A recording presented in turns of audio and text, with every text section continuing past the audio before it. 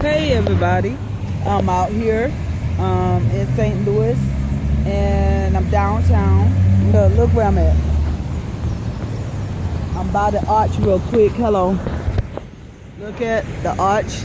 It's a beautiful day in the neighborhood. A beautiful day in the neighborhood. Would you be mine? Could you be mine? Anyway, hey, I'm here and I would like to talk about a situation. I plan on recording every Saturday, and I decided to come downtown and record.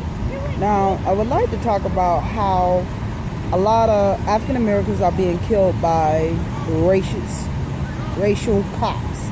Not only that, most of these cops are coming from military. They have military backgrounds. These people are trained to kill the enemy, and when they are becoming cops, they are still having that mentality. They're fighting the enemies, and basically they see most of the African Americans enemies. Now let's go back and let's think about this. Most African Americans are dark. Pakistanis are dark. Indians are dark. Anybody like I say the ISIS, they are dark people that they have to go around and they have to fight and use weapon against these people. So these people are trained to kill enemies, and the first person they see are enemies. We can say that. But then let's think about this. What is the real reason why they're up here killing a lot of African Americans? They're killing African Americans because they have no respect for them. Not only that, they still have that same mentality what they had in slavery days. In the slavery time, they thought that we was animals. We was horses.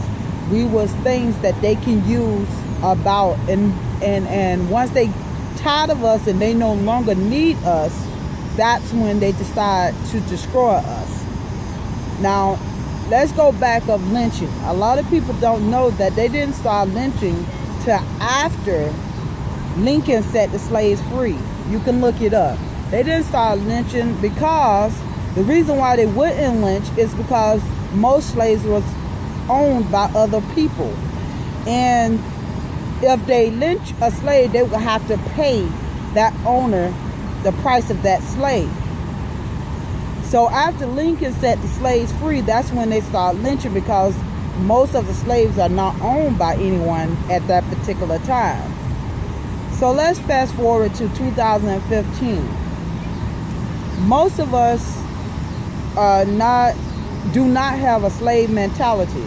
So most of they see is we are free individuals, and they have no respect or no need for us. Most of the time they look at Mexicans can do it now. That's all they want now is Mexicans doing everything. So they look at us and we're saying we want more money. We want more wages. We want more time with our family. We want the same equal rights that most white people have. And when you asking for that, that's when you become a problem in United States, because you're asking for the same thing what white people have. There's a problem. First of all, let's cure this. Let's stop having soldiers coming off fighting wars and become cops. They do not need to become cops at all, because they are still having that mentality and their brains are fried. They need not to be police officers.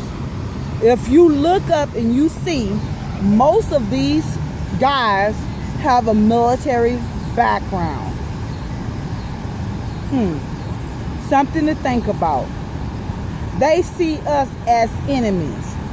Now, as being in St. Louis and see a lot of things are going around because of Michael Brown situation, violence will not solve anything. But if you start taking away the money for most of the Caucasians and white people, then they will start noticing a lot of things what's going on. When you start doing violence, they expect you to do violence.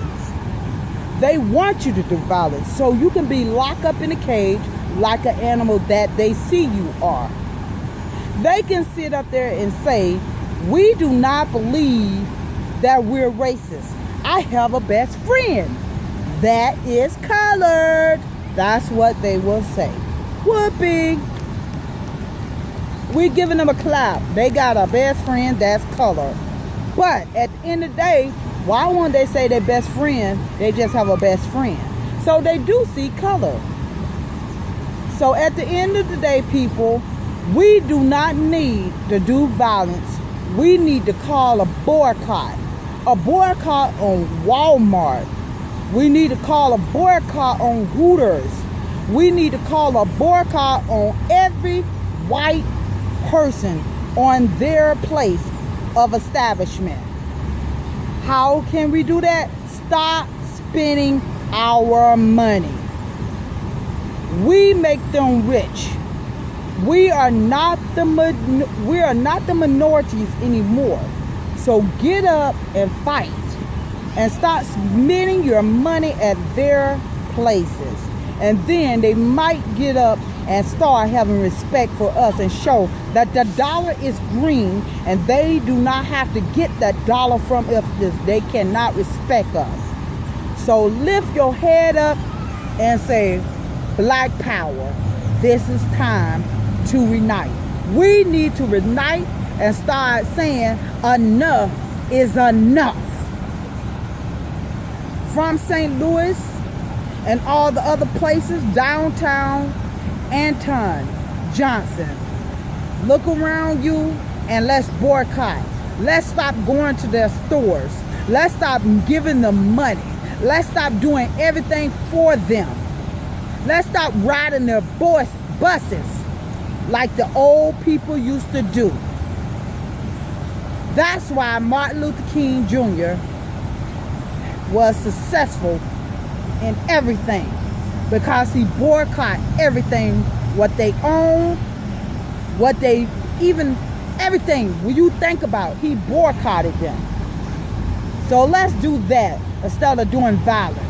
Let's not do violence against each other as doing genocide. Let's lift our voice and come together and unite and say we are not taking this no more, and we will not spend our money anymore in the franchise that they own.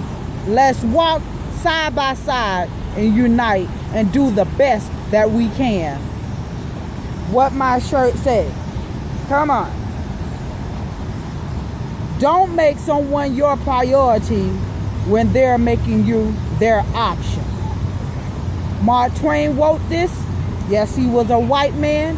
And yes, we need to listen. Amen. St. Louis, downtown. I am out.